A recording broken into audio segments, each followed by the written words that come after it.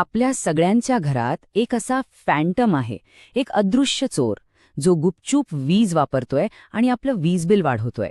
चला, आज याच लपलेल्या खर्चाचा पर्दाफाश करूया आणि पाहूया की याला कसं रोखायचं. जरा विचार करा, रात्री झोपायला जाताना सगळं काही बंद केलंय, टीव्ही, कम्प्युटर, सगळं काही. तरीही मीटरचं चाक फिरतच राहतं आणि पैसे खर्च होत राहतात. असं का होत असेल? यामागे एक मोठं कारण आहे. याचं उत्तर आहे एनर्जी व्हॅम्पायर. हो, हे असे व्हॅम्पायर आहेत जे आपलं रक्त नाही तर घरातली वीज शोषून घेतात. कारण काय आहे तर अनेक उपकरणं आपण जेव्हा रिमोटने बंद करतो तेव्हा ती खरं तर पूर्णपणे बंद होत नाहीत. ती फक्त एका स्टँड बाय मोडवर जातात. म्हणजे थोडक्यात काय तर ती अर्धवट झोपेत असतात आणि वीज वापरतच राहतात. आणि विजेच्या याच अदृश्य वापराला म्हणतात फॅन्टम पॉवर. म्हणजे अगदी सोप्या भाषेत सांगायचं झालं तर उपकरणं बंद असताना किंवा त्यांचं मुख्य काम करत नसतानाही जी वीज गुपचूप वापरली जाते ती म्हणजे ही फॅन्टम पॉवर. आणि गंमत म्हणजे ही समस्या इतकी मोठी आणि सामान्य आहे की जगभरात तिला अनेक नावं आहेत. कुणी तिला व्हॅम्पायर पॉवर म्हणतो, कुणी स्टँड बाय पॉवर, तर कुणी घोस्ट लोड किंवा लीकिंग इलेक्ट्रिसिटी सुद्धा म्हणतं. नावं वेगवेगळी असली तरी काम एकच, आपलं वीज बिल वाढवणं. आता हे ऐकून कदाचित आश्चर्य वाटेल, पण ही फॅन्टम पॉवर आपल्या घराच्या एकूण वीज बिलाच्या जवळपास 10% असू शकते. म्हणजे जर आपलं बिल ₹1000 येत असेल तर त्यातले ₹100 आपण अशा विजेसाठी भरतोय जी आपण वापरलेलीच नाही. विचार करा, दर महिन्याला ₹100 असेच वाया जाते. आणि आता जो आकडा समोर येतोय तो तर त्याहूनही धक्कादायक आहे. अनेक इलेक्ट्रॉनिक उपकरणांच्या बाबतीत त्यांच्या संपूर्ण आयुष्यात वापरल्या जाणाऱ्या एकूण विजेपैकी तब्बल 75% वीज ही ती बंद असताना वापरली जाते. हो, हे खरंय, 75%. चला तर मग आता एक छोटीशी तपासणी करूया आणि शोधून काढूया की आपल्या घरातले ते मुख्य गुन्हेगार कोण आहेत जे सर्वात जास्त वीज चोरत आहेत. तामिळनाडूमध्ये झालेल्या एका अभ्यासात एक मोठा खुलासा झाला.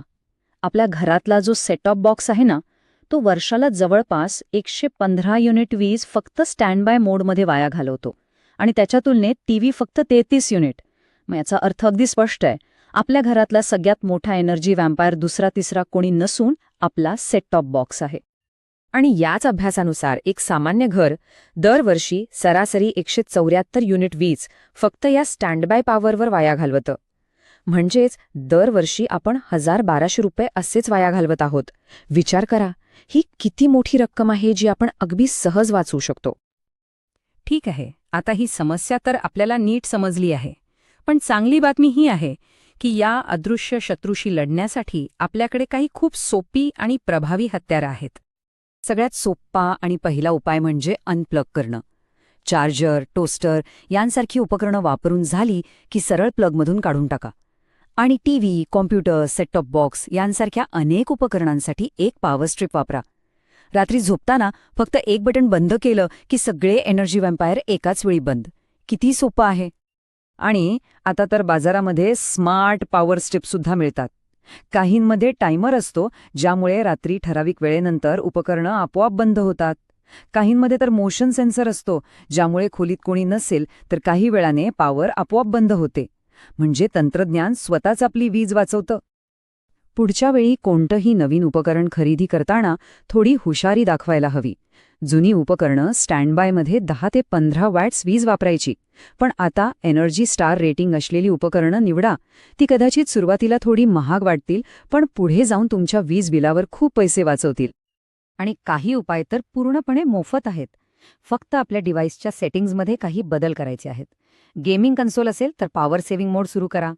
गरज नसताना कम्प्युटरवर वेक ऑन लॅन सारखं फीचर बंद करा. या छोट्या छोट्या बदलांमुळेही खूप मोठा फरक पडतो.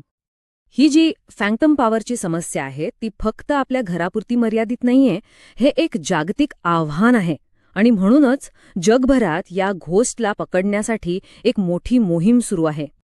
विचार करा, आजपासून कितीतरी वर्षांपूर्वी म्हणजे 1999 सालीच आंतरराष्ट्रीय ऊर्जा एजन्सीने IEA ने एक मोठं ध्येय ठेवलं होतं. त्यांनी 1 वॉट इनिशिएटिव्ह सुरू केलं. आणि त्यांचं उद्दिष्ट होतं की 2010 पर्यंत जगात विकला जाणारं प्रत्येक नवीन उपकरण स्टँड बाय मोडमध्ये फक्त आणि फक्त 1 वॅट वीज वापरेल. आणि या लढ्यात आपण जिंकत आहोत हे नक्की. बघा, 1999 मध्ये या मोहिमेची सुरुवात झाली. 2010 पर्यंत युरोपमध्ये 1 वॉटचा नियम लागू झाला आणि 2013 मध्ये तर त्यांनी ही मर्यादा आणखी कमी करून फक्त अर्धा वॅट केली. ही खरंच एक मोठी विजयगाथा आहे. याचा अर्थ स्पष्ट आहे की आज आपण जी नवीन उपकरणं खरेदी करतो ती खूपच कार्यक्षम आहेत. पण खरी समस्या आपल्या घरातल्या जुन्या एनर्जी व्हॅम्पायर्सची आहे. त्यामुळे नियम जरी बदलले असले तरी जोपर्यंत आपण आपल्या घरातल्या या जुन्या चोरांना पकडत नाही तोपर्यंत ते आपलं वीज बिल वाढवतच राहणार. तर मग आता प्रश्न हा आहे की जर प्रत्येक वॅट महत्वाचा आहे तर आपण आपल्या घरातल्या कोणत्या फॅन्टमला सर्वात आधी पकडणार? सेटटॉप बॉक्सला की सतत चालू राहणाऱ्या मोबाईल चार्जरला? सुरुवात कुठूनही करा, पण सुरुवात करणं महत्वाचं आहे.